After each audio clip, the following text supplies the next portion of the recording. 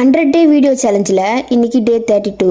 Harvard கில்லின்னு ஒரு சின்ன பையன் கையில் காசு இல்லாமல் படிப்புக்காக வீடு வீடாக போய் வீட்டுக்கு தேவையான சில திங்ஸை விற்கிறான். ஒரு நாள் பொருட்களை வித்துட்டு இருக்கும் போது அவனுக்கு பயங்கரமாக பசிக்குது. கையில் சுத்தமாக காசு வேற இல்லை. என்ன பண்ணுறதுன்னு தெரியாமல் சாப்பாடுக்காக ஒரு வீட்டு கதவை தட்டுறான். ஆனால் ஒரு பொண்ணு கதவை திறக்குது. அதை பார்த்ததும் அவன் கூச்சப்பட்டு குடிக்க தண்ணி மட்டும் இருக்குமான்னு கேட்குறான். அந்த பொண்ணும் உள்ளே போய் எடுத்துட்டு வந்து தருது. அவன் அதை வாங்கி குடிக்கலான்னு போகிறான். ஆனால் அந்த கிளாஸ்க்குள்ள பால் இருக்கு. அந்த பொண்ணு இவன் சொல்லாமலேயே இவன் ஃபேஸை வச்சு இவனுக்கு பசிக்குதுன்னு புரிஞ்சுக்கிட்டு எடுத்துட்டு வந்திருக்கு.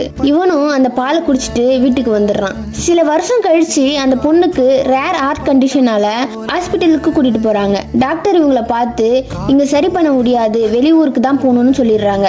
இவங்களும் சிட்டில இருக்கிற ஹாஸ்பிட்டலுக்கு வராங்க. அப்போதான் அங்க இருந்த டாக்டர் சின்ன வயசுல படிப்புக்காக பொருளை வித்துட்டு இருந்த ஹார்வர்ட் கில்லின்னு தெரியுது. தன்னோட பேஷண்ட் யாருன்னு பார்த்து டாக்டர் கில்லி சர்ப்ரைஸ் ஆகுறாரு. சின்ன வயசுல நமக்கு பால் கொடுத்த அந்த பொண்ணை எப்படியாவது காப்பாற்றணும் ராத்திரி பகலா போராடி அவங்க கூட இருந்தே பார்த்துக்கிட்டு அவங்களை குணப்படுத்துறாரு. அவங்க கியூர் ஆகி டிஸ்சார்ஜ் ஆகும்போது இன்சார்ஜ் அவங்க கிட்ட பில் எடுத்துட்டு வந்து கொடுத்ததும் அவங்க லைஃப் ஃபுல்லா உழைச்சாலும் இந்த பில்லை கட்ட முடியாதுன்னு கவலைப்பட்டு அந்த பில்லை பாக்குறாங்க. ஆனா அந்த பில்லு ஓரமா இந்த பில்லு பல வருஷத்துக்கு முன்னாடி ஒரு கிளாஸ் பால் மூலமா கட்டப்பட்டதுன்னு எழுதிருந்துச்சு. அதை பார்த்ததும் அந்த பொண்ணால அழுகையை கண்ட்ரோல் பண்ணவே முடியல.